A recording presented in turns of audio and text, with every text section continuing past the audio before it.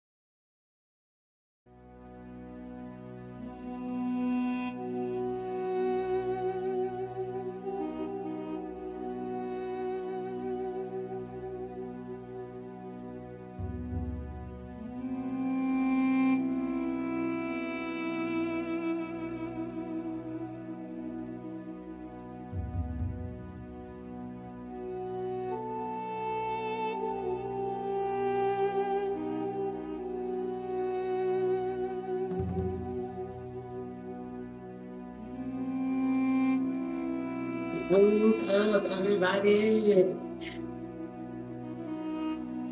So excited to be here. This is the second time of us gathering to unite the 144 tribe. So we're just getting started. We're just creating this new momentum as we open up the gates of synchronicity and the stars aligning, and each and every one of us devoted to arriving at the highest timeline for the greater good for all. So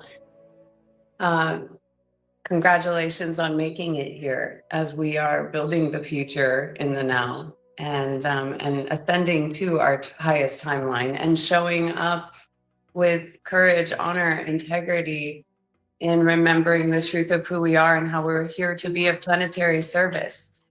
Yes. There's all over there. Oh, nice. Okay, I'm just doing my video with my friends now. Nice. Just don't bend that and break that, okay? Well, thank you. Oh, give me one of these cards for my friends. Let's see which one this says. My daughter's just getting ready to go. Oh, this is an opportunity to call someone. She has these little cards in her wallet.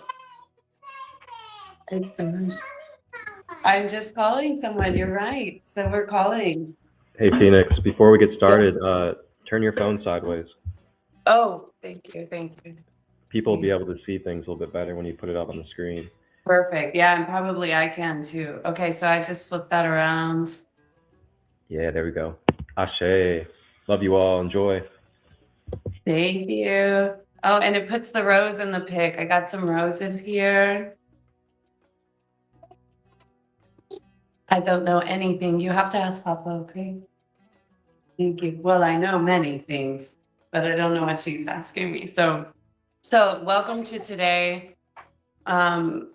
Today in the Galactic Maya, and that's the whole point of these gatherings, right? Is to start to synthesize all of the systems, to have a deeper understanding of what we're doing in timeline creation and quantum configurations in the no time and the no space.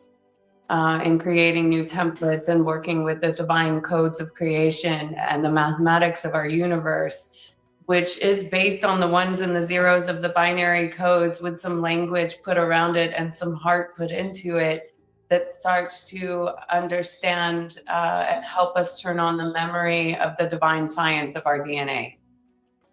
You know, that there is a story, there is a mythical event, a storyline of the many coming together to serve humanity. And actually, yeah, I have a video. I think the first video that we might watch is called The Avatar of Synthesis by Richard Rudd. But before that, I just want to show you right here. We'll go into this as well, but we're on white solar mirror today. So it is a reflecting day. And it's a refining day, refining and reflection. So with that, I want to jump right into the avatar of synthesis. And it's going to talk a little more. This is by the author of the Gene Keys. His name is Richard Rudd. And the interesting thing is, like, one day I heard avatar of synthesis and I went to look it up and I realized there were like many topics about this, and it was in reference to the Kalki avatar. And but I'd seen one specifically that was written by Richard Rudd. And I was like, oh, wow. So this is an outer world thing, but also a Gene Keys revelation as well. And it led me to this video, and I thought it was the most short, succinct, precise way to explain when understanding, because there's always this question about what does the 144,000 mean? And there are many definitions of that, many claims to that. It's written in many spaces, and you could see it just from number, or you could see it also in the story of creation. I see it as a tipping point, but this is just one way to consider the idea of the 144,000. So Marcus, if you'll play the avatar of synthesis, we can roll with that.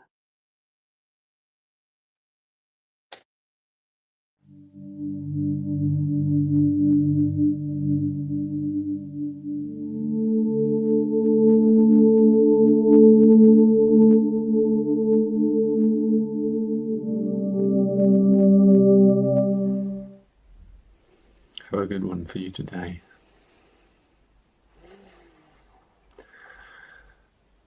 The avatar, the Kalki avatar.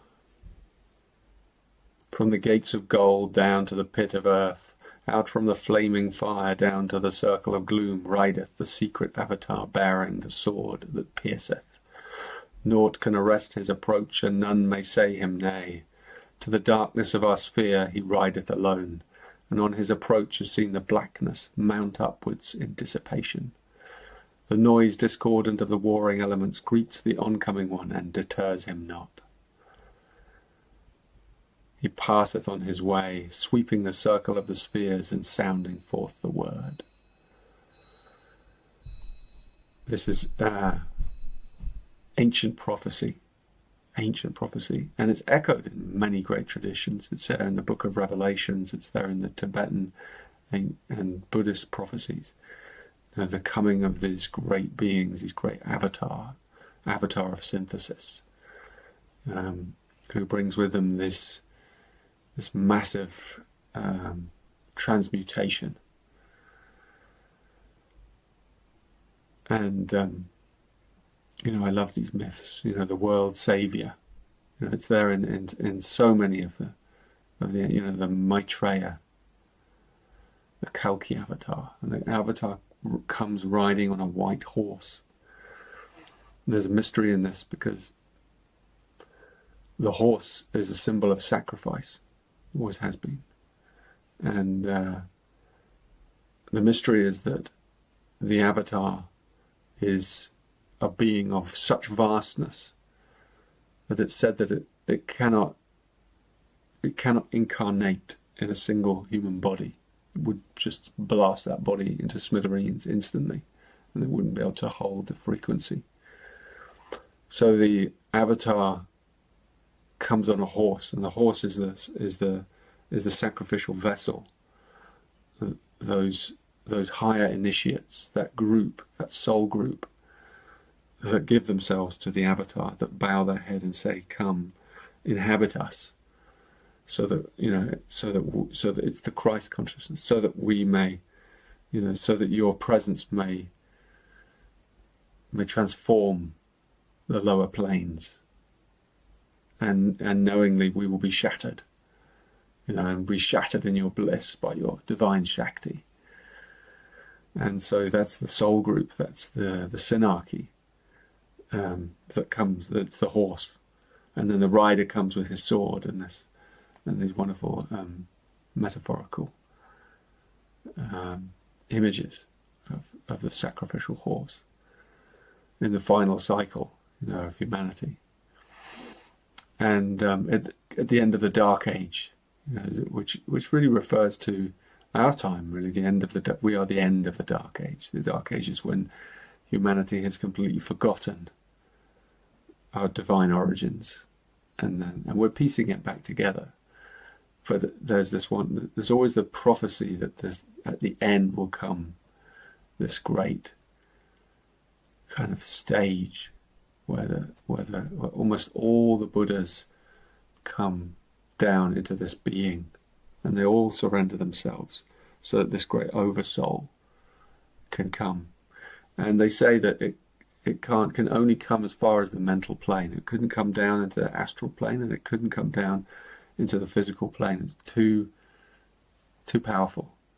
So it would shatter open the minds, and still the mind instantly, and then the remnants of that Shakti would just blast the lower planes, opening up the heart, transmuting the serpent energy of the astral plane, the Kundalini, so that it's just released from its cage of the body in the future age, and the restorer of the true race of humanity and the solar dynasty, and all this wonderful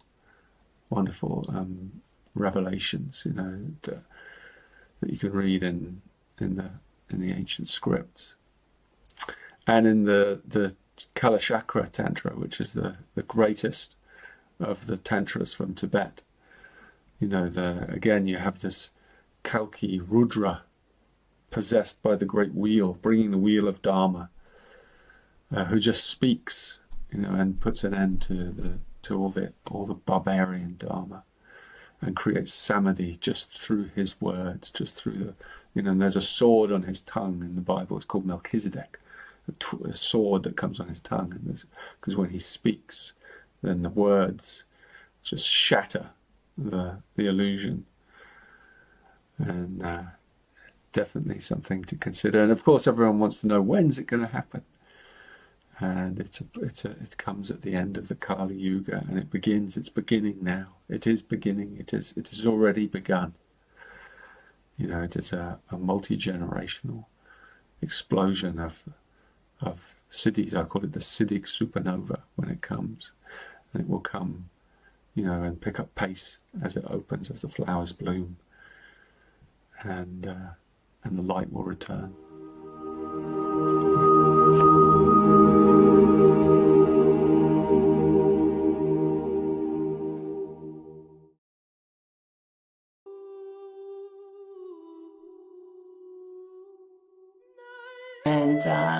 And it is my honor today to start to introduce the synthesizing of the Galactic Wavespell, the gene keys, human design, and really just the prophecy of the prophecy convergence that's taking place right now.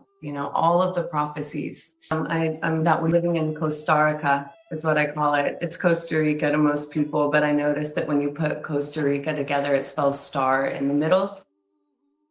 And I call this location the Galactic 0 Point. And it is the heart of the Americas. And I was born in the United States of America, in Fayetteville, North Carolina, at latitude 35. So let's go back a little bit.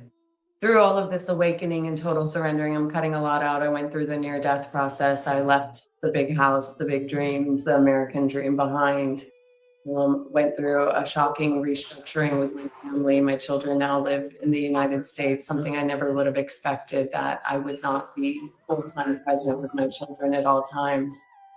And I feel like I've been on nothing short of a deployment of a different kind, of understanding what's really going on in the galaxy, understanding more from a galactic perspective, understanding what my role is, what our role is, and equipping and empowering ourselves with the courage, the knowledge, the wisdom, the protection, as we navigate this ascent. You go to pull your galactic kin for the first time, it says, welcome to galactic time, and you have a particular telepathic coded frequency or galactic signature, galactic affirmation. And it's not meant to be understood with the logical mind. It's a level of time travel code epigenetics where you read that and it starts to unroll the scrolls, so to speak, or unlock the storage data, information, intelligence that you were born with and may have been suppressed or repressed. And so the harmonic 44 is the resonant output, which I also connect to gene key 44, which is the coming of the thinarchy, which is a new form of human government. And it monitors the migration patterns of humanity as we are awakening and different people are being called to certain locations. Experience.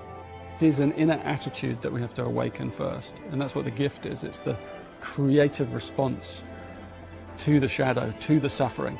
Anyone that can take responsibility for their shadow states is in a very healthy place. And then finally that flowers into the city. Boundlessness. The ultimate adventure. You can see here in this central focal point, we've got different colors going on. I want to take you to the red. The red is the shadow. The green is the gift. And the blue is the Phinix state. And so it's through the poetic genetics of understanding these codes that we start to unlock the hidden truth. And so just by looking at this, you can kind of see genetic code, codons, DNA. It's connecting to amino acids. It's connecting to a physiology. It's the parathyroid. The Galactic Wavespell, gene keys synchronizing the harmony as we rise and unite the 144.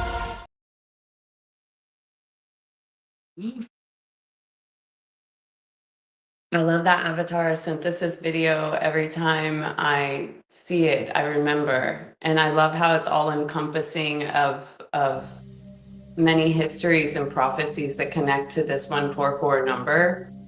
And he also mentioned in there about the synarchy. So if you're familiar with the gene keys, and if you're not, you can always go to genekeys.com and pull your free profile. And I do offer galactivations where we can go deeper into your codes from a galactic perspective, putting patterns and codes together. But it is a form, it's the code book of consciousness, the book of life, and it's here to awaken your genetics. It's epigenetics. And it is a specific language learning model that was created to help us awaken the divinity within ourselves. And so one of the codes is gene key 44. And it's called the synarchy. That is my vocation sphere in tropical astrology 44.4. So it's one of my key roles here on the planet, moving from the shadow of interference to the gift of teamwork, to the city of the synarchy. And so right now I wanted to read a little bit from, this is one of the Gene Keys books. It's a little broken. All of my books are like mystical texts with many tears and underlinings and flowers and things like that. And so this one is, there's the main Gene Keys book that's navy, and then there's this one which is called the 64 Ways. It's a white cover. And this is more of like Richard's personal translation of it. The main book is a little more scientific. This one is a little more of his personal perspective and story. And so I'm going to Gene Key 44 on the final page of that, page 420. And it says, our underlying nature is synarchy.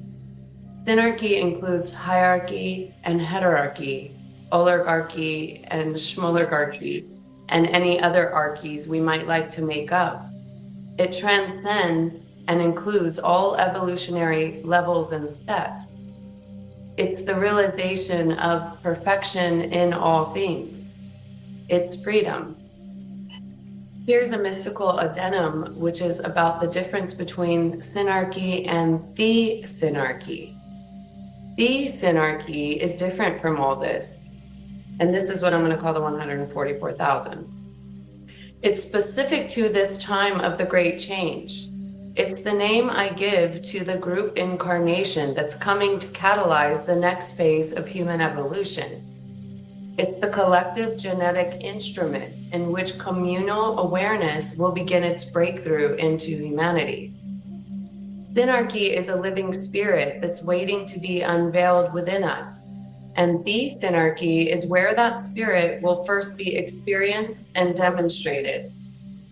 Our role is to be the threshold for the breakthrough and establish the physical manifestations, the systems that will allow more and more members of the synarchy to come into its living quantum field.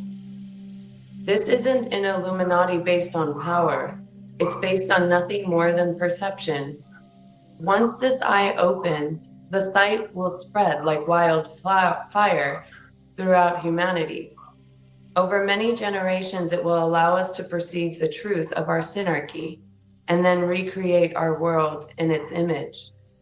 Just like what it says in that their Bible, how is that for mysterious? So that's a final, that's the synarchy. It's where we all come together. It's where we start to operate as more of a monad collective field. Like, how do we understand we're not just studying the idea of a monad, but we become the logos, we're the solar logos, we're the monadic family coming into the form. We have a collective group soul mission. We're here to do something together. So there's no competition in this field. This is like puzzle pieces of a divine plan all coming together, and each and every one, in the synarchy, there need be no boss commanding orders. It's something that is divine synchronization that unfolds when everybody comes into their true, authentic expression with their gifts and skills in order to serve the collective vision and the shift in humanity's consciousness.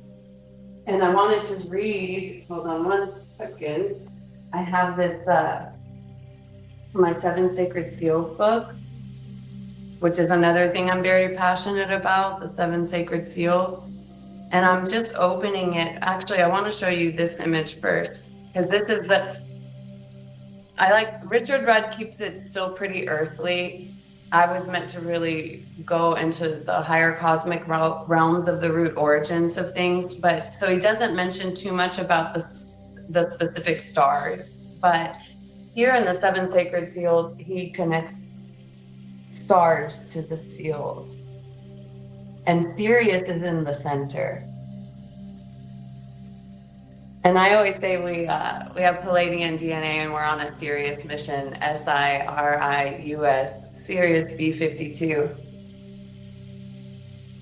But this particular page says Gene Key's Star Lore, capturing the firmament.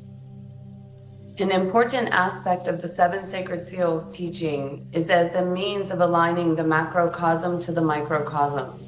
The 7 stars are an ancient teaching connected to both the 7 stars of the Great Bear and the 7 sisters of the Pleiades. Each of the seals is a portal to a field of higher consciousness, and each of these fields has a connection to 7 great portals to celestial grace in the firmament. Every gene key has a relationship to a particular star, and thus the 7 stars that relate to the 7 seals have a deep import on our place within the cosmos. The stars in the night sky are far more than balls of helium and hydrogen. They are the physical manifestations of those inner plane entities that we call angels and archangels. And so it has listed here Vega, Aldebaran, Regulus, Rigel, Arcturus, Capella, and Sirius.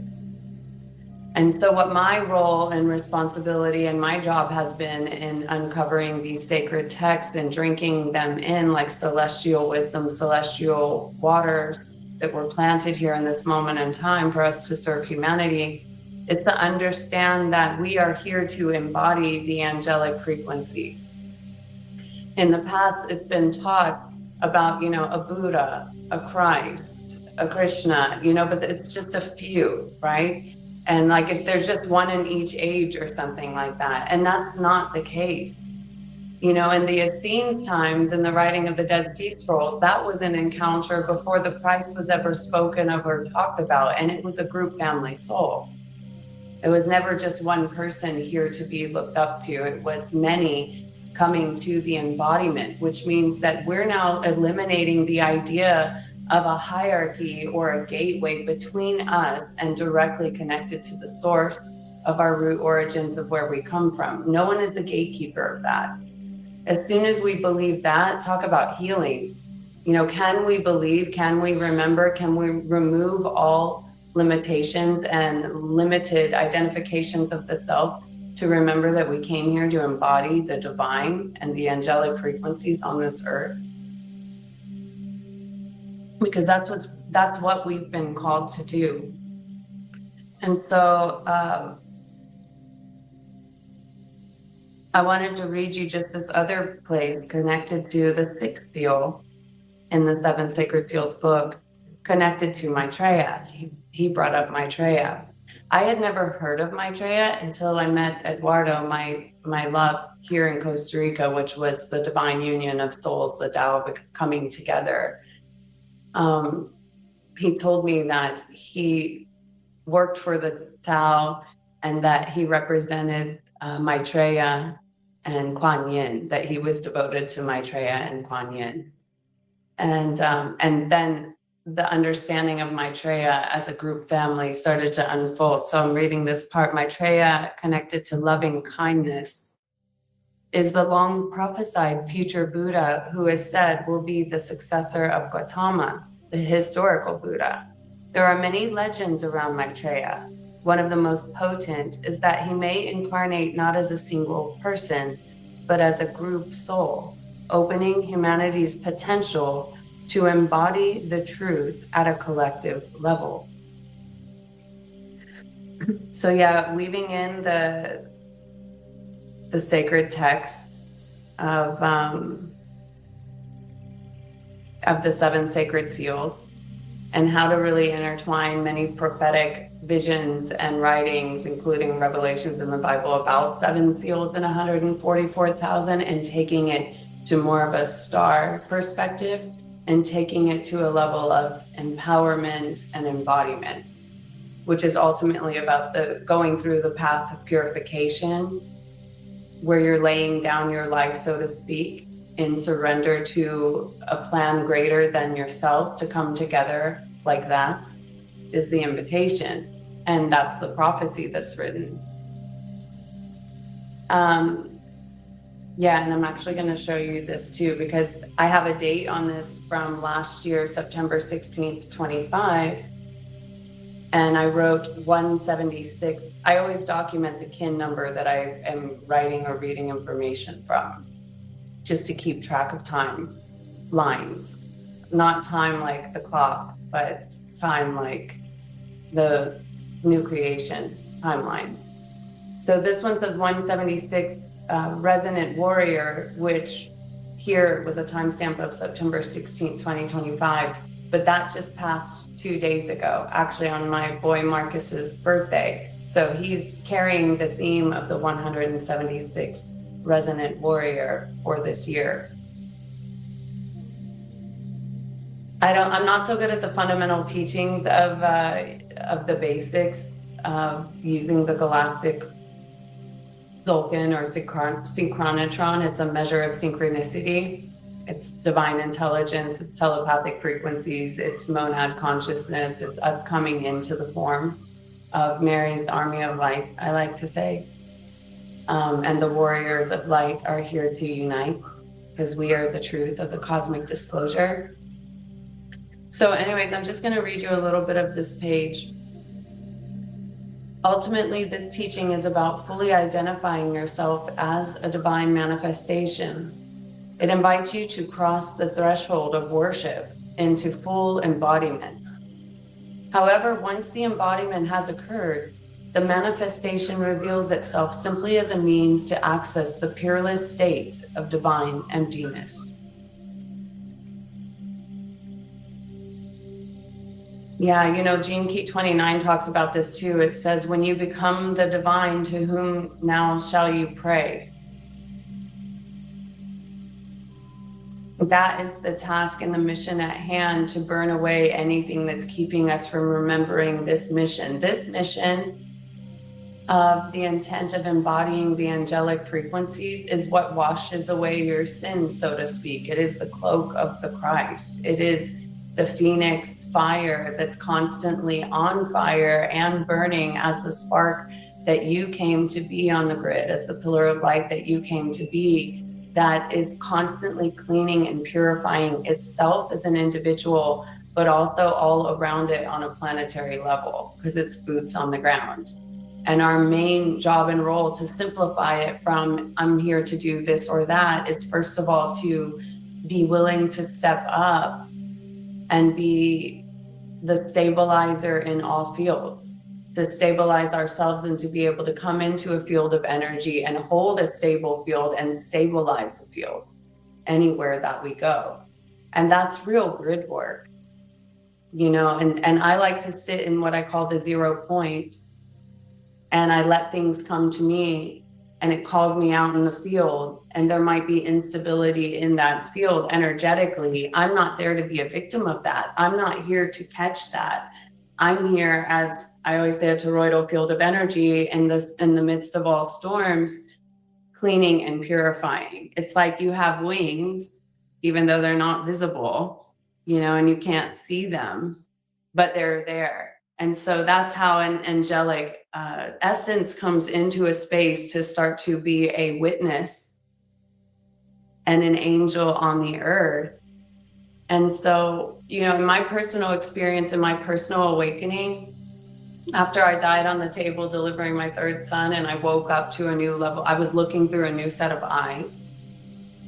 I didn't see the material realm. I didn't value it in the ways that I had before. There was some kind of quest within me that had been turned on. I was hungry and I was thirsty for knowledge and wisdom that I'd never sought out before.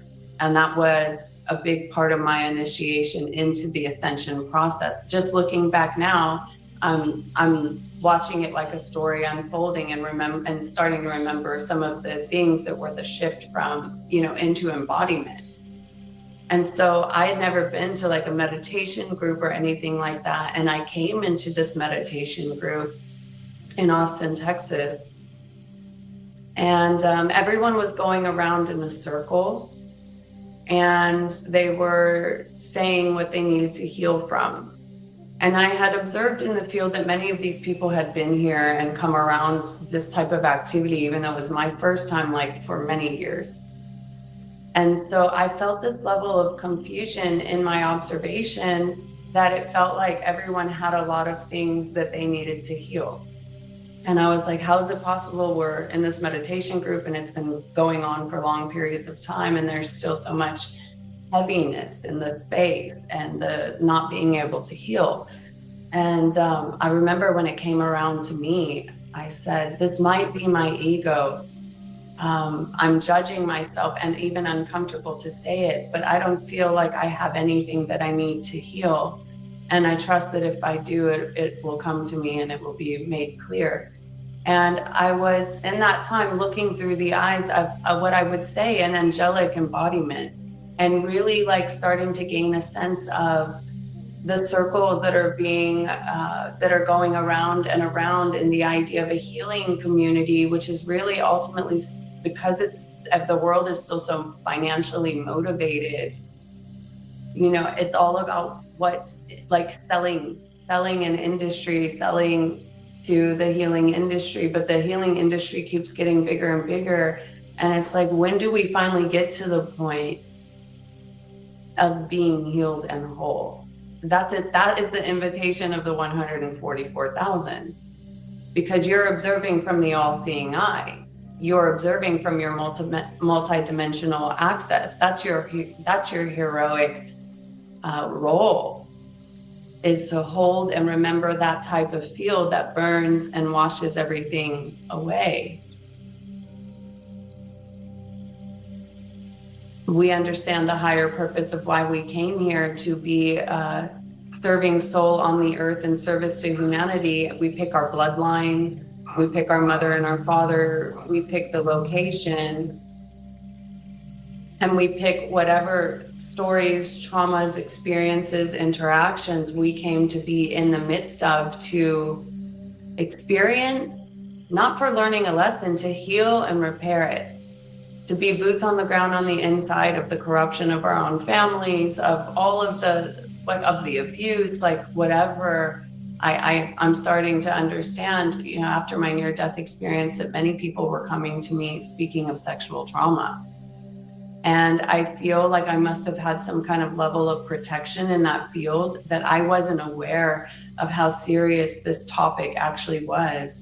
But it was like once I had come into more of the angelic understanding, a mother's perspective of, people were coming and starting to share these experiences, and I was like, holy shit, we have a pandemic here.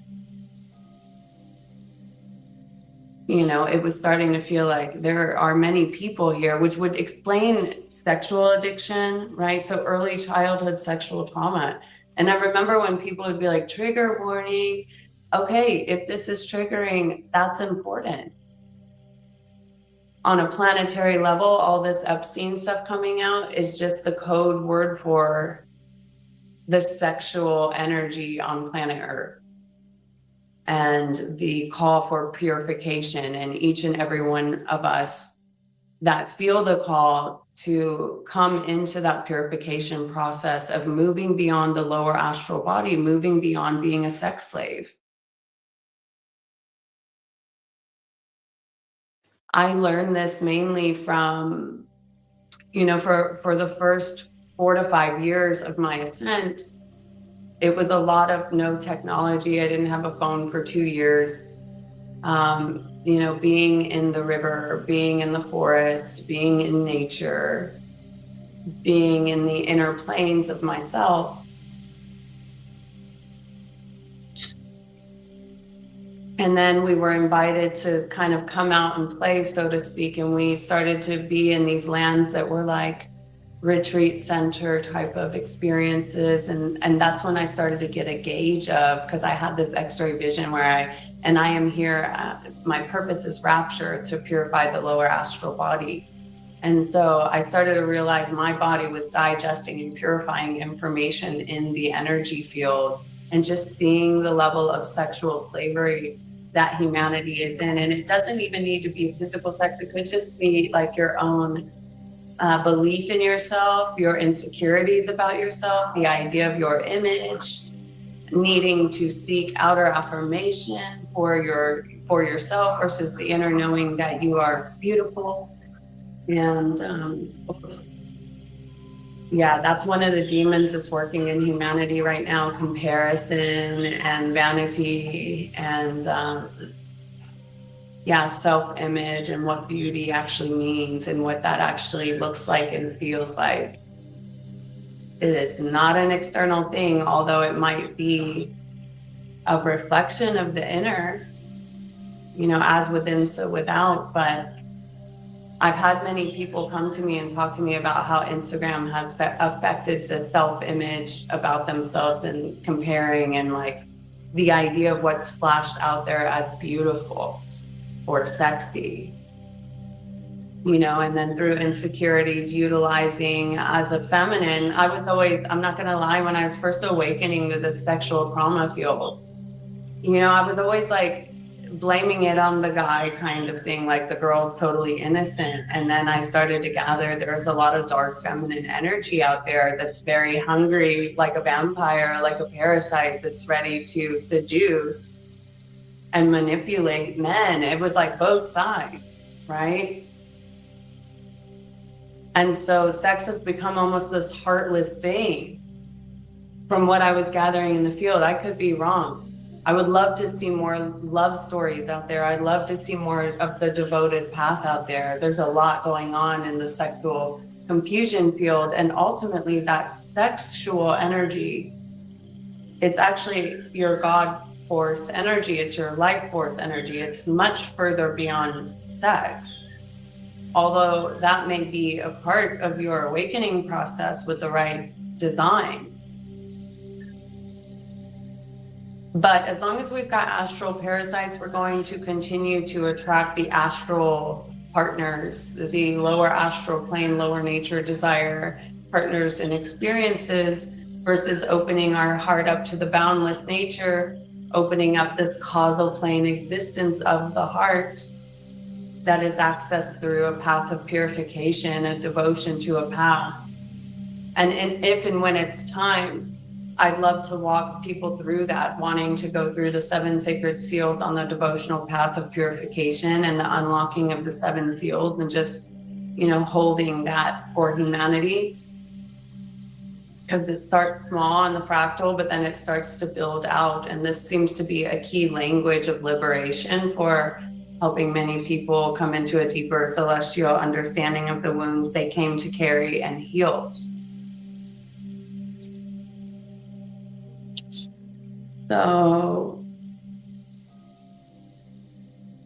I'm just going to read you a little more from this book. And this is actually connecting the bodhisattvas to the seals and the angels.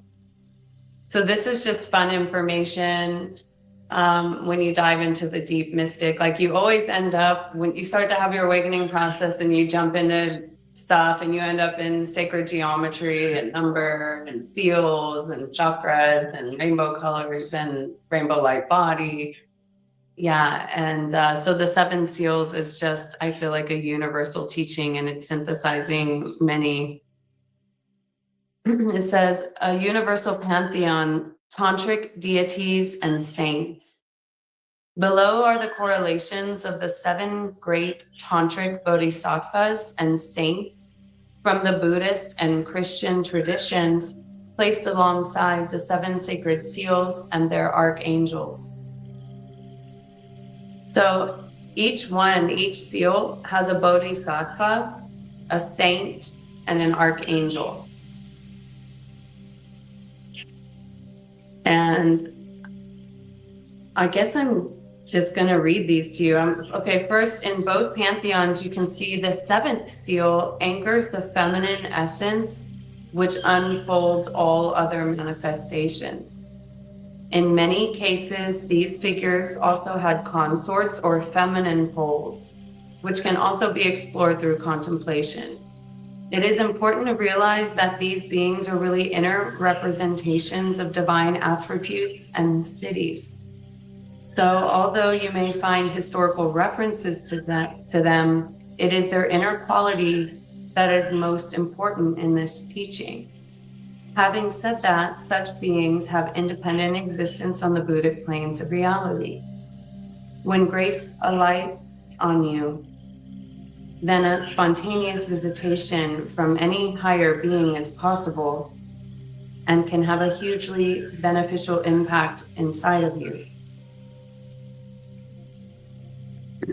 So I want to go back to the same meditation group that I went to. I had also went to this meeting about meeting your guides.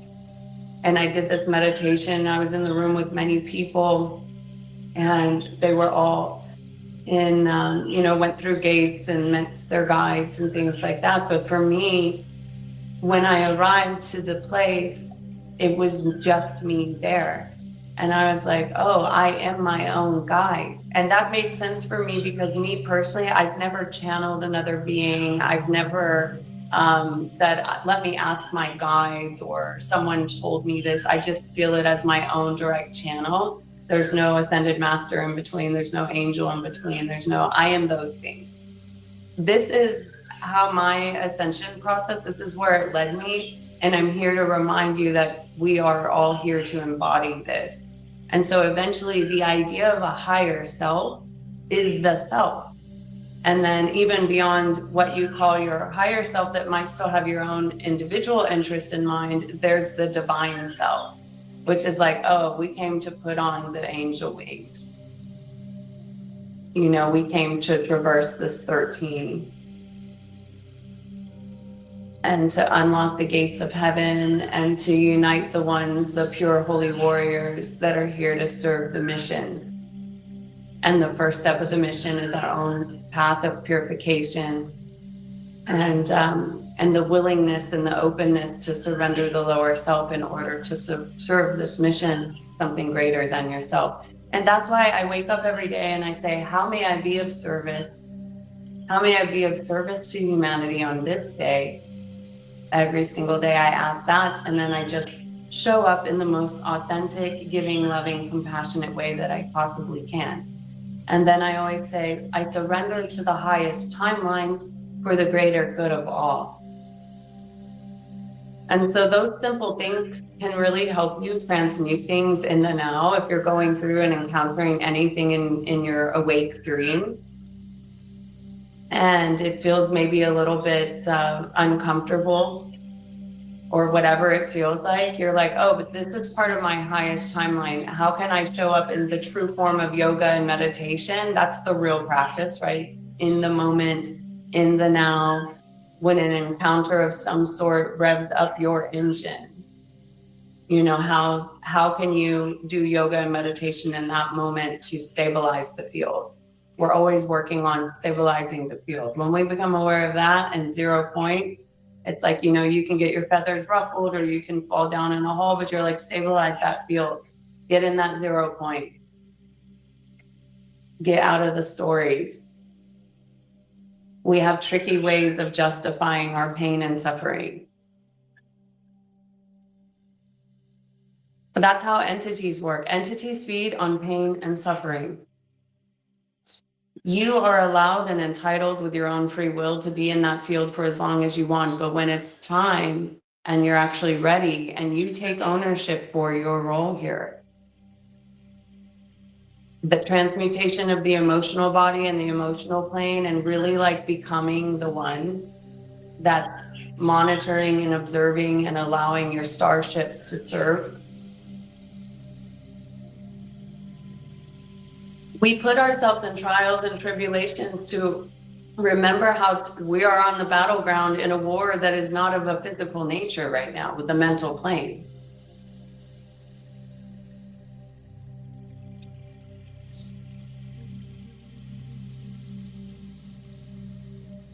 And, you know, Wayne Dyer always said, when you change the way you look at things, the things you look at change. And so I'm all about finding the scripts that put me in the warrior stance. Like, oh, I came to sever this. I came to purify this. I came to become aware of that, because that's the work that we're coming to do, right? We cannot be in delusion. We cannot be in denial. We cannot be blind. We have to come in a massive personal responsibility for ourselves and the creation and to be of service to that. And that's the invitation. And we all do that in our own way. So when we come together like this, we start to remember, we start to empower, we start to encourage. We don't forget who we are. We don't get lost in the crowd. We're not falling for anything. Like, we're being called from the lower astral plane to the higher astral plane. That's the Buddhic consciousness, and that's where you start to embody avatar frequencies. And there's a purification of the mental body that has to take place in order to do that. All of these initiations are written in Gene Key 22. Right now, sometimes when I talk to people, they're like, I don't understand everything you're saying, but I know it's true. And it takes time, I'll say, for as we start to talk in these ways and I jump around in number and code, that your soul does remember. And it's not necessarily about the logical mind as much as it is the feeling of empowerment. If something is not empowering you, what are we doing it for? Right? We have to pay attention to the energetic agreements that we have with people, places, and things, if it's a siphoning of an energy or a giving of an energy. And that's how you start to determine parasite nature in your life. That's all going to be lower plane stuff, lower astral plane, parasitic forces. That's part of the path of purification, is you're like, okay, who and what is siphoning my life force energy? Who or what is siphoning my sexual energy? Not to give your power away, but to identify. You're becoming in the driver's seat now. You're not here to be tricked. You're here to understand, like, okay,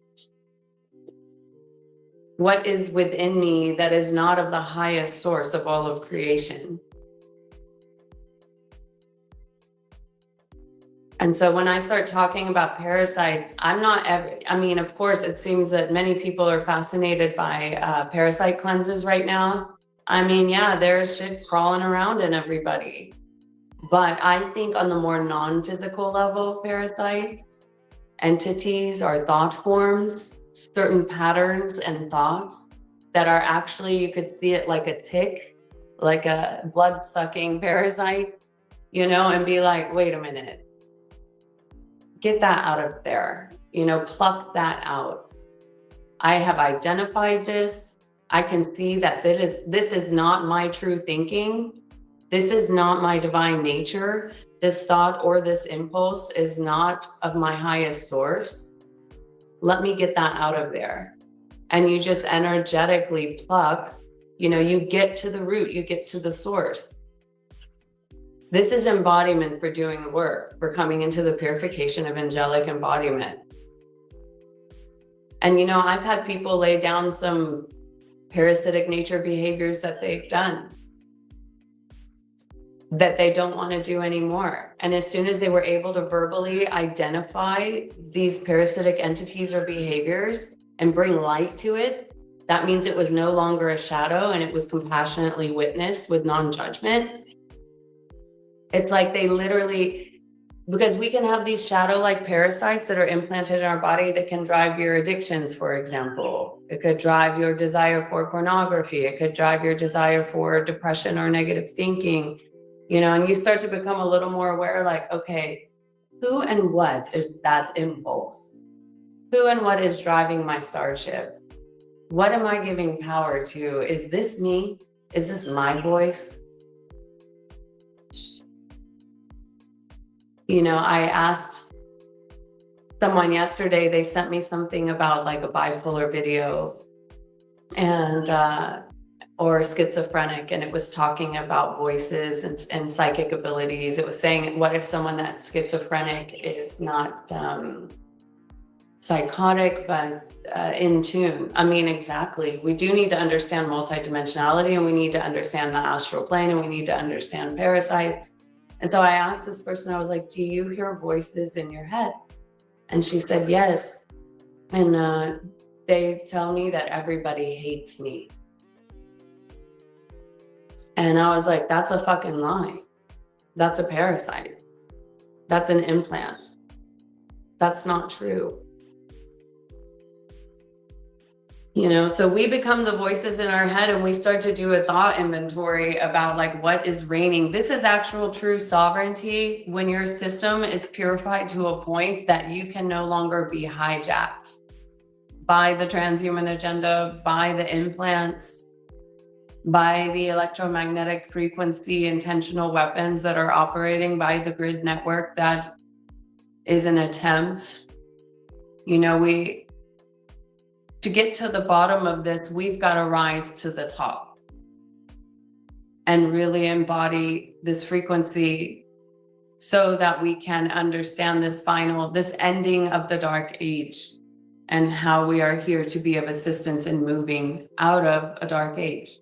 We're just at the beginning discomfort of that, as the darkest things have to come up and we have to be able to see them and understand that there's a process of purification and liberation and confession and atonement that shows the dark side coming to the light, like fallen angels that let things get just a little too far out of hand extremely, and that it's the ending of something. There's a direct confrontation to take place in the final light and dark coming together.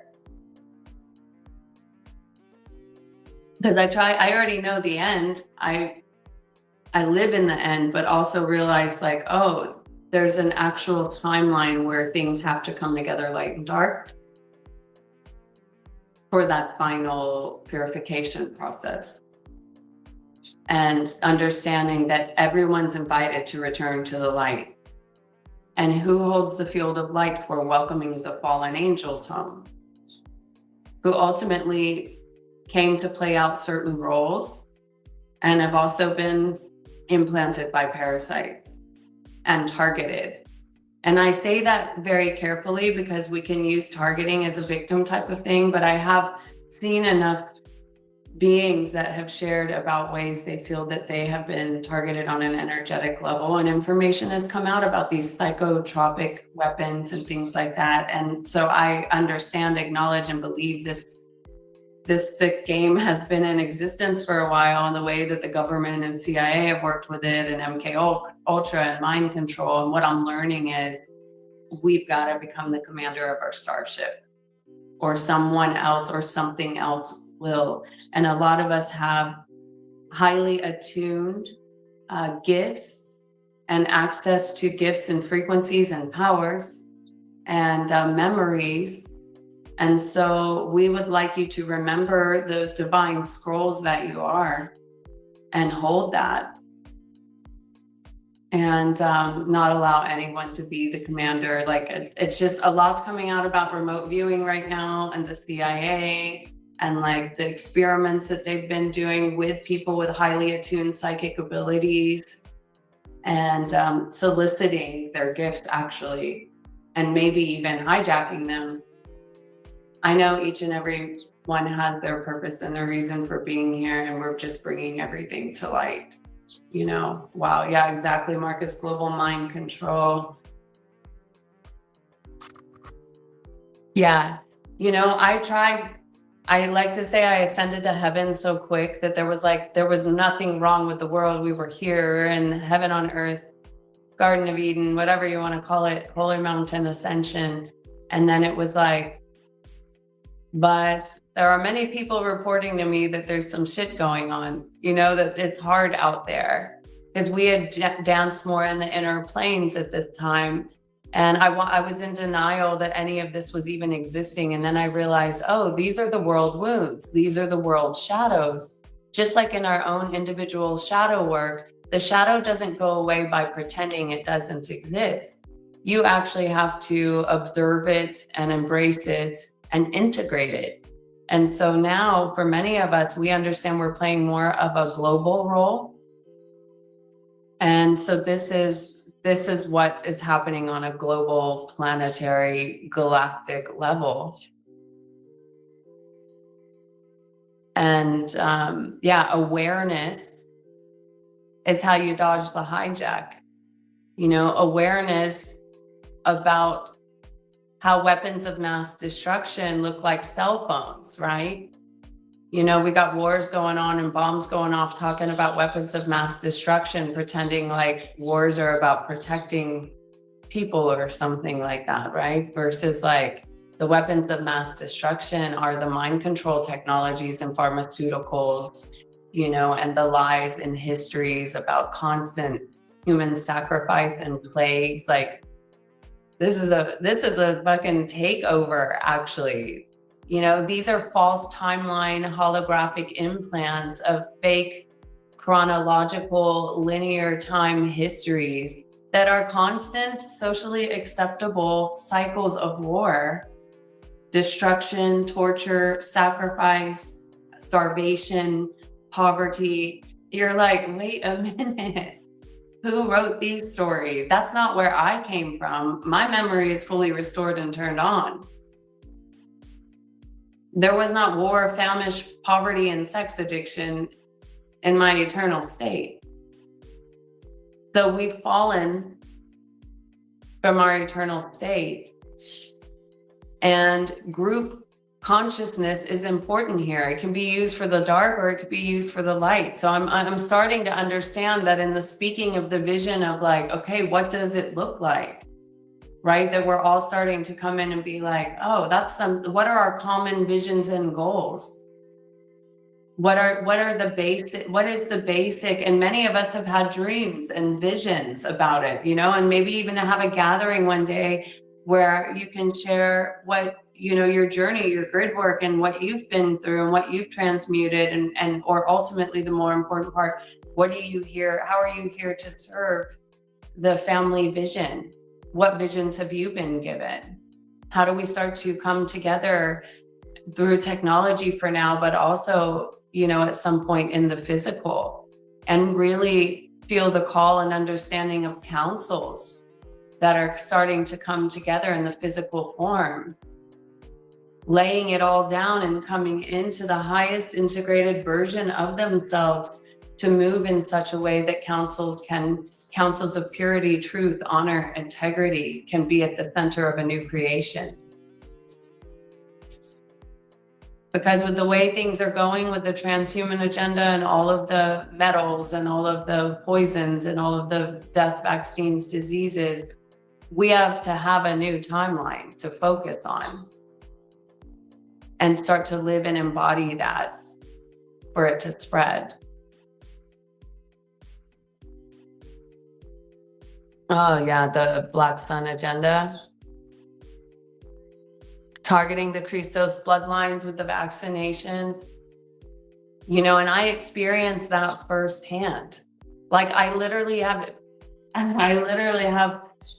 they look like humans on Earth, but they're actually part of this targeting bloodlines, vaccinations, getting these. I like to see it like unconscious, like there are implants and operations going on, and we're multidimensional beings. So, you know, what plan are you coming to serve? If you could see it almost like a menu or a document, like, are you operating in your reptilian DNA? You know, are you operating in your angelic DNA? Are you operating in your Anunnaki draconian? Like, let's imagine that we all just have it all inside of us, and that at any given moment, you know, we turn on the operating system that is for the greatest good of all, rewrite it all before the fall. And so that's what I see kind of coming together right now, is the gathering of the tribes and this numerical code imprint in the time traveling dimensions that we're in. We're rewriting timelines right now. Peaceful revolution and peaceful revelation, you know, of the memory. And then putting to words, like, what does it mean to ascend? What is the ascent? What is death and rebirth? That is all here to be done without any bloodshed. To lay down your life. You don't need to be crucified on a cross with blood dripping down your head. You know, this is embodiment. This is in your DNA. This is when we lay down the stories so that we can embody these frequencies, which we are capable of and designed to do, or we would not be in this synchronic field with each other.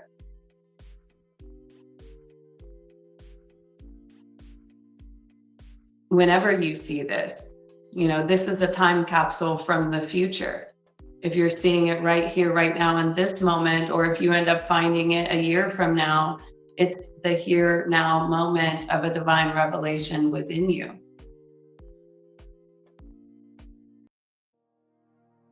And so we keep these doors open and available for us to start to have encounters with each other. And that would be my mission in, you know, the group gathering and the group page. I feel like I'm just returning to technology because I've been without it for quite some time. And I can feel myself getting a little more active in things right now. And like still wanting to have a balance of that because, well, I just like to be aware of how much technology I'm using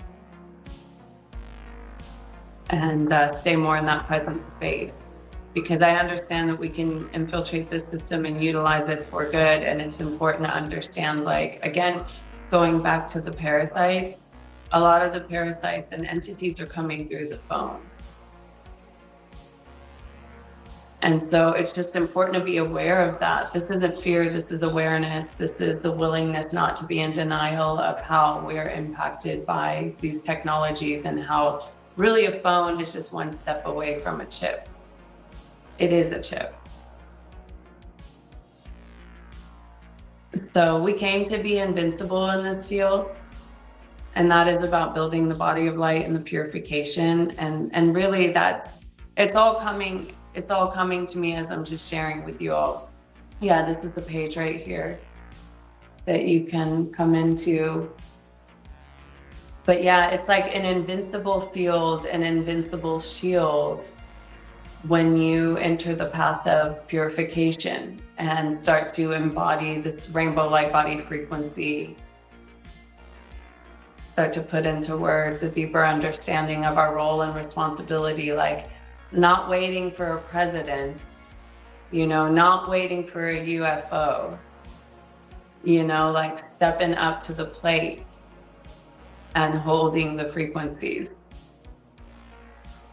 of the highest celestial root origins of our nature, to build the body of light, to start to be a conductor and transmitter of the true source fields. And so our body does have to go through a path of purification to be able to hold that field, to hold that light. And that's the true healing to take place. That heals your body too. You know, heal the mind, body, soul complex. You're putting on a new operating system. I am an eternal, immortal being. My origins are from the source of all of creation, here to serve the divine plan and mission.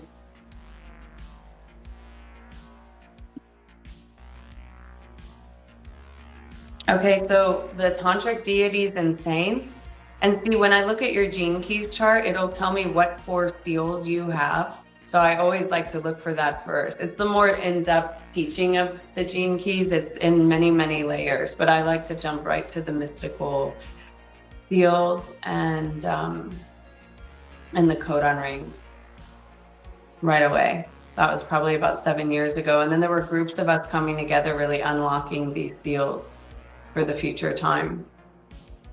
Okay, so the 7th seal, which is gene key 22. The Bodhisattva is Tara, the saint is Mother Mary, and the archangel is Zadkiel. In the 6th sacred seal, which is gene key 63, the archangel is Gabriel, the saint is Saint Thomas, and the Bodhisattva is Maitreya. And that is the seal of truth. That is about healing the wound of separation, connected to the pineal gland. Pineal gland to the promised land.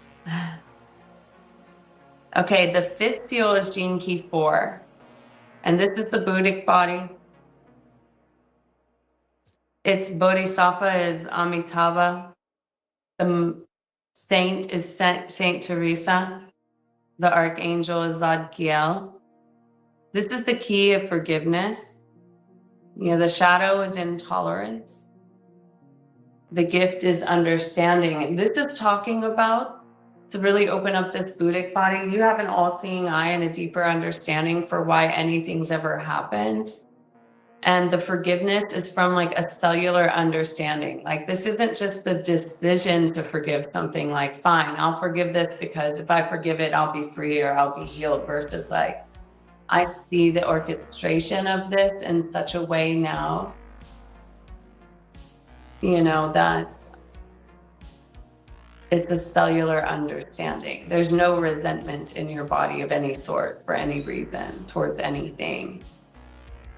From that space, resolution of the things that have taken place on this planet can start to be healed. Because we have to be able to move from a field of intolerance to a level of understanding.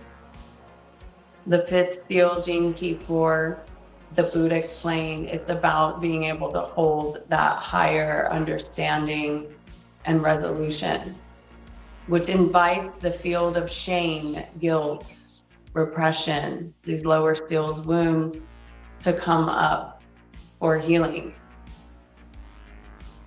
Okay, the 4th seal is Archangel Haniel.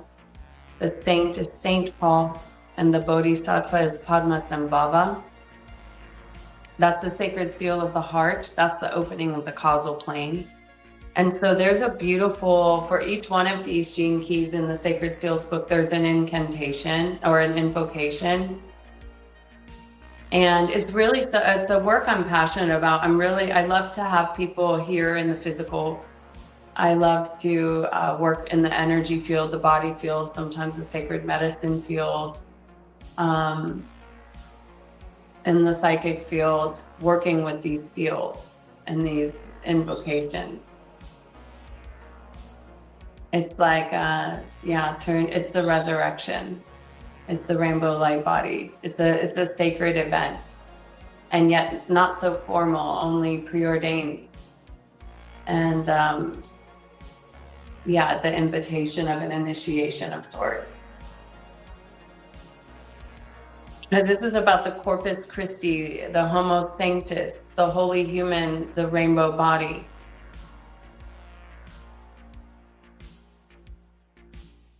It is a baptism. It's a baptism of the light. It is a rapture. It's a rapture of the lower bodies to return to the higher planes, to bring the higher planes down through the lower bodies, to eventually, in the Buddhic body, the causal plane for a time is an open gate where you bounce between the lower and the higher astral plane, but eventually you burn that lower body fully and go into the Buddhic plane. There's no going back. Right, your group incarnation. From my will to thy will.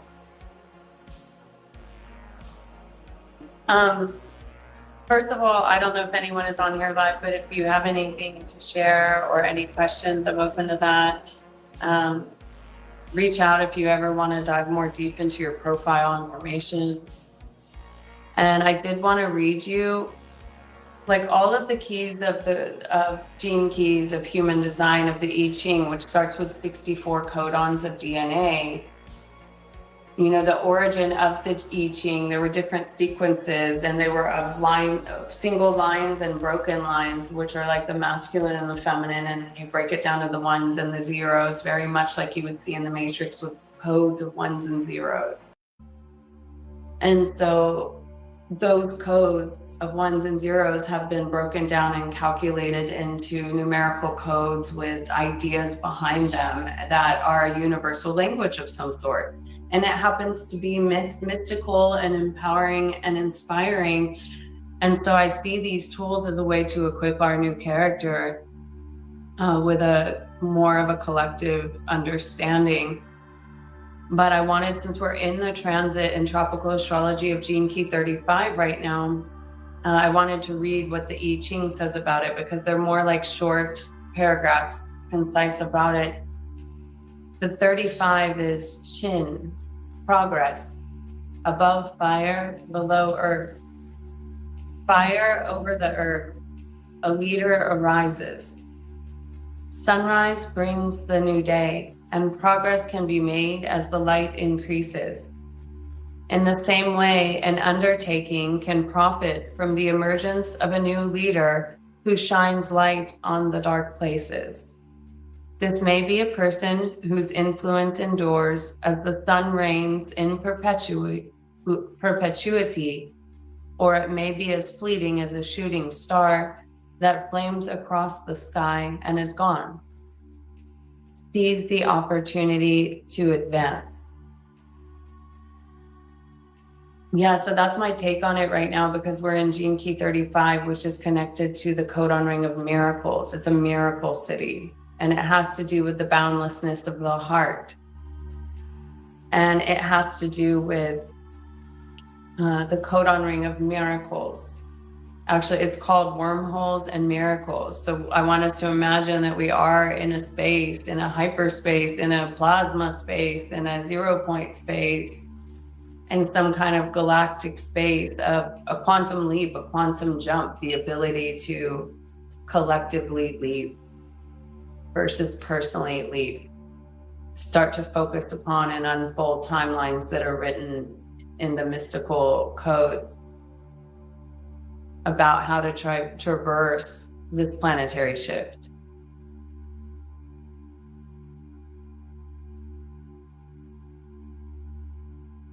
Yeah, so here's the 35, which Marcus's birthday was 2 days ago, right? So he's gonna have the 35 in his sun, in his life's work, right? He has in tropical astrology, the sun in Gemini, and this is a Gemini code.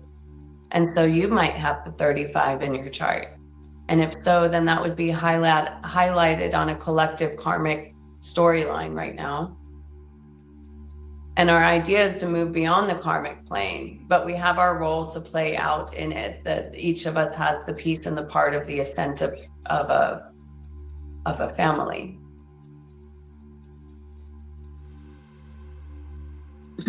Yeah, and so this is the kin for today. Let's go ahead and read this galactic transmission. Kin number 178, white solar mirror. I pulse in order to reflect, realizing order. I seal the matrix of endlessness with the solar tone of intention. I am guided by the power of timelessness. Yeah, so the mirror is fun like that. No matter what your actual, like if you're a mirror, for an example, no matter which tone you are, right, which has a different version or variation, the mirror is a refiner, it's a reflector, comes into the timelessness or is guided by timelessness, which has to do with the wizard. And yeah, so this is, if you haven't unlocked yours before, you can go to 13moon.com, or there's a website right above here. I just always remember the 13moon.com. Universal, so self-regulate, the universal fire of liberation. So like, just like that, we can in this moment come to a collective conscious awareness of turning on that fire. So this is where you can go and plug in your birth date and start to even just see the language of these symbols and codes. Yeah, and I mean, I remember when I first looked at this, I was like, okay, you know, it was so far out there. And then before you know it, as I started to open to it, I was realizing like, wow, I was learning a new language. You know, I was here in a foreign country in Costa Rica, but I wasn't so out in the open. I was going into the inner planes and I was learning, you know, the numerical code, the mathematics, the symbols of many different prophecies and many different languages, and wanting to see, do they synthesize together? How do I prove it's not dogmatic? There it is, 13 moon synchronometer. Synchronometer, right? Synchronized, synarchy, synergy. When you remember everything is number, you open up your heart to the boundless possibilities. You surrender to the highest timeline, and you can remember there's a mathematics, a universal organization to this reality. And it really allows everyone to sit back and relax and not get to, you know, stabilize the field in the midst of all things. Yeah, and this is chromatic 63, which is also sacred seal 6, which we were just talking about.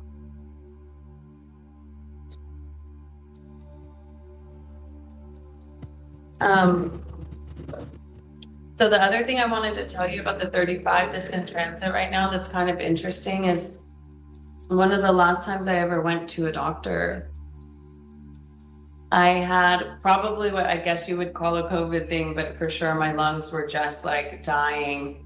And I ended up going to this Chinese medicine doctor that was doing,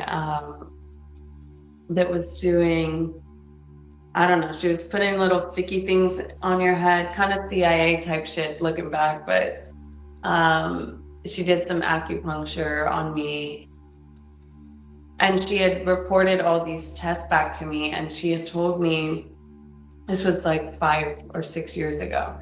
She said, wow, I'm extremely concerned for you. Your tryptophan is 6 times the average range, the normal range. And I was like, okay, I don't know why that would be a bad thing. And at the time I was just learning gene keys, and I was like, tryptophan, I think that's an amino acid. Let me go see what gene key is connected to this amino acid. And I saw that tryptophan was connected to the 35. And tryptophan is a precursor. I mean, some people talk about it being in turkey and it makes you tired on Thanksgiving, whatever. Like, I don't eat turkey. But you know what I always say about turkey? Like, here in Costa Rica, they call a turkey a pava. And when you see a peacock, it's called a royal pava because it's colored and has the feathers and all of the things. And I was like I see the turkey and the peacock is the same thing, and I wouldn't eat a turkey. I mean, I wouldn't eat a peacock. And so anyways, I just have a whole different understanding of our relation to all things, and I'm not so interested in, but it's not a judgment or a dogmatic thing. It's just a part of the ascension process. There's no ifs, ands, or buts about this. To go through the eye of the needle and the purification of the lower path, you know, the shadow of the 35 is hunger as we speak of it. Last year at this time, I was doing a fast actually. And hunger doesn't just have to be for food. It could be for sex, it could be for power, it could be for fame, it could be for likes, whatever you're hungry for, right? Whatever drives that impulse inside you. And so we don't judge or condemn it. It's just that once you become aware of it, you can start to, awareness is the first key. And then, you know, you can recode yourself with the gift and the acidic frequency of any gene key. Oh, I just opened to the second page and I have this white feather here.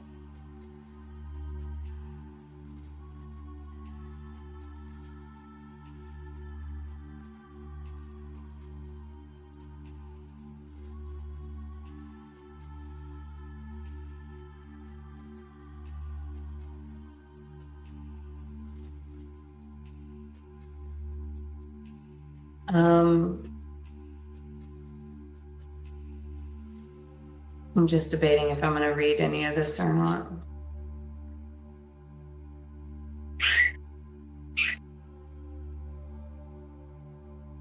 I'm going to read the city of the 35, boundlessness, a backdoor into bliss. So it's just a small part of the whole chapter, but that's what I'm feeling called to read. And then we'll probably close it down. But I'm open if anyone is around and has any questions, so we can talk about stuff too. So the 35th city, boundlessness, a backdoor into bliss. If you read every one of the 64 gene keys, you will gradually begin to realize that written in the structure of human DNA is a great evolutionary plan in which humanity will eventually transcend the human form itself. All individuals, families, racial groups, and gene pools are caught up within the master plan, which appears to have its own hidden timing. Yet within the master genetic plan, the 35th gene key stands out as an anomaly, as though the gods who designed the machine put in a hidden shortcut through which any individual could bypass the laws of timing built into the machine itself. Damn, I don't remember it like that. Hidden shortcut through which any individual could bypass the laws of timing built into the machine itself, right? Like a time machine, like your heart is the tesseract. This is precisely what the 35th gene key is. It is a hidden wormhole that leads to a vast realm beyond our comprehension. It leads right to the heart of the 35th city, the city of boundlessness. The interesting thing about the 35th gene key is that it breaks all genetic laws. It allows human beings to take charge of their own evolution and outwit the global genetic program. Just as the 35th gift breaks laws, so does the 35th city. It invites human beings to expand their consciousness so far that they leave the sphere of evolution altogether. As we saw, the 35th gift still contains traces of fear, since fear is what gives the edge to the adventure of life. At the level of the 35th city, the fear is gone because you are gone. The adventure is over. Boundlessness is consciousness. There's nothing further one can say about this 35th city. However, one can say things about the 35th city from within the Maya of the mind. The 35th city of boundlessness has great pulling power, even as a concept. If you can entertain the concept of boundlessness in your daily life, then you are automatically drawing yourself away from the lower frequencies, right? So living in the boundlessness of your life, no attachment, no limitation, no stress, no pain. No, I'm in the boundless nature of my reality. And then you're trusting the resonant field of what comes to you and what goes. The ability to talk about a calm nervous system, because you know everything's for you. So you're just opening up to that. Keeping the heart open, that's another way of saying boundlessness. In every encounter and situation, you're like, oh, how did I orchestrate this to allow me to practice keeping my heart open? Right? That means we're not giving our power away to anyone or anything.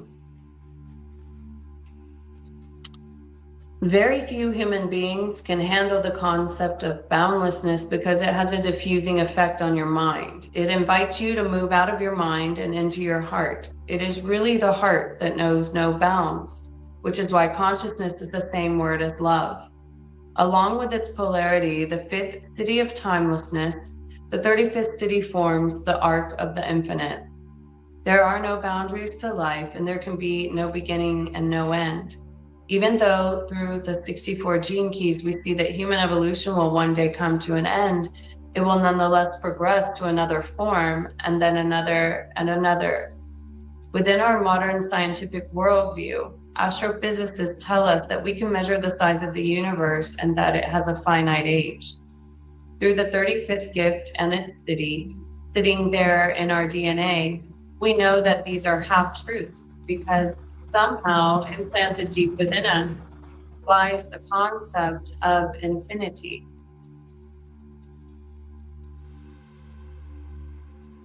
Right? You could say infinity. I like to say we are eternal, immortal beings. When you run that operating system, something changes about the understanding of your perspective on this reality and fearing death and seeing the physical and material world as it is. So, no mind will ever solve the mysteries of the universe of time and space, because mind is only a tiny facet within those mysteries.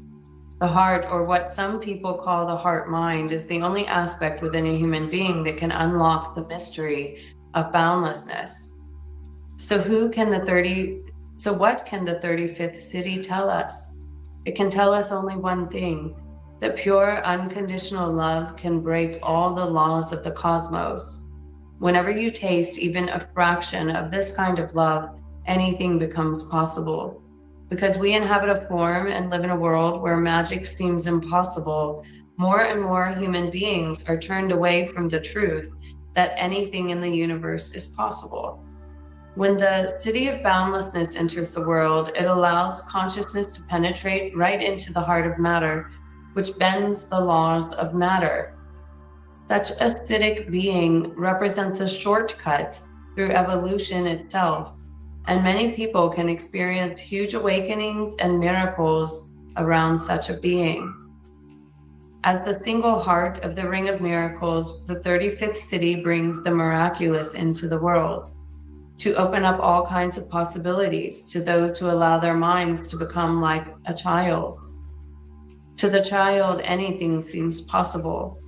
This is the state of boundlessness. To activate such streams of miracles, you have to break free from the beliefs and limitations imposed on your mind by the world and those around you.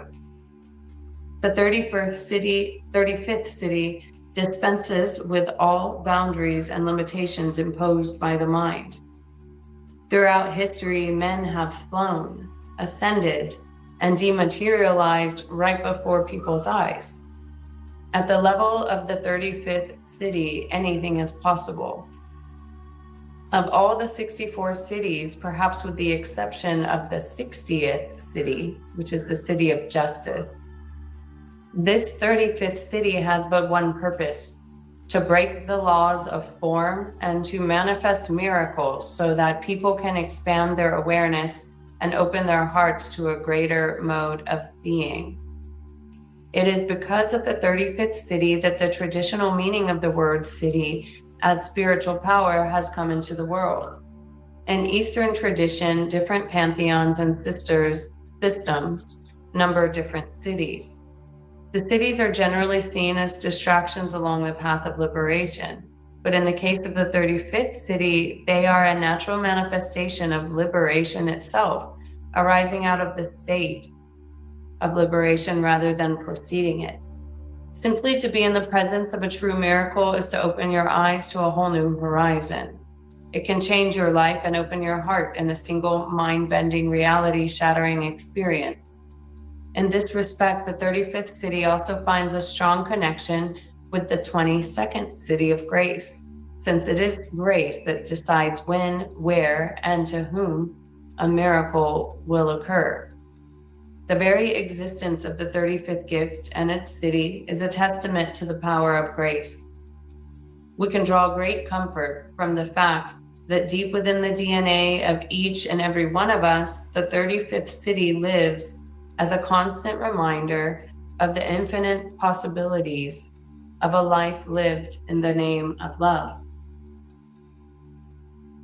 And so, it also references the 22 in here. It keeps going back to that because that's where the 7 sacred seals are. And the 22 is connected to the deer and the sapphire stone. And it's just the number 22. So I feel the architecture of it. It is the city of grace. And it is the grace that's bestowed upon someone in forgiveness, connected to the Mother Mary.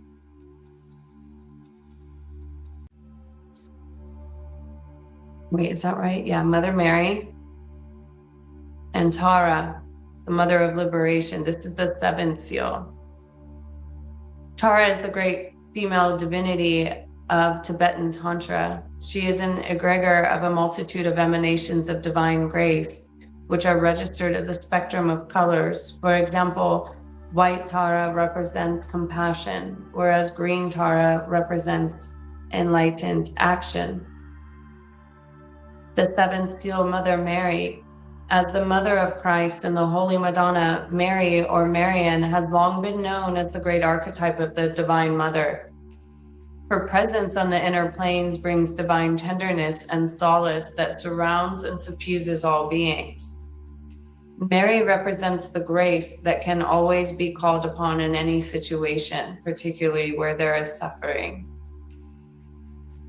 And that's also connected to the star Sirius.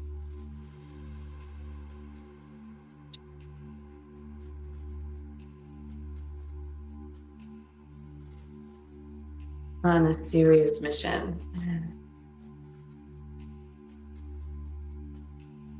Okay, I think that's where we're going to end today. I just like to navigate this in the free flow with no agenda and weave in these connections and bring these time capsules through. And I also do align with I always have my eyes wide open to all sacred teachings. I never say that one is the one or the only one, or that they're 100% accurate either. That's why I always say we use our own discernment. We take what resonates, we leave what doesn't. We question things. We can have open communication about things that we question, in fact, to resolve them.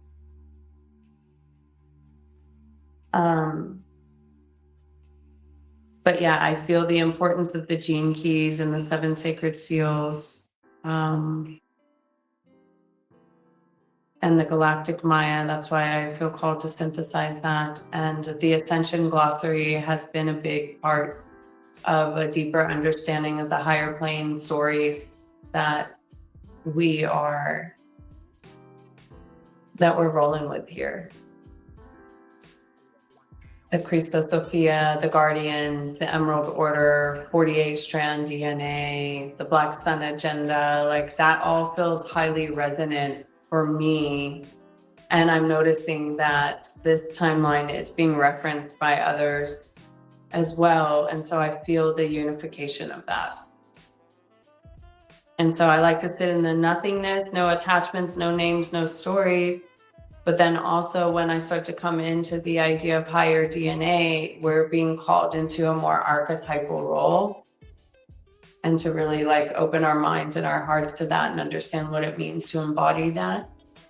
Because we've all maybe had this understanding for a long period of time, but maybe not been able to put words to it, you know? So thank you all for coming. And I don't think, Marcus, you didn't have anything else to share, right? Did we end up covering it all?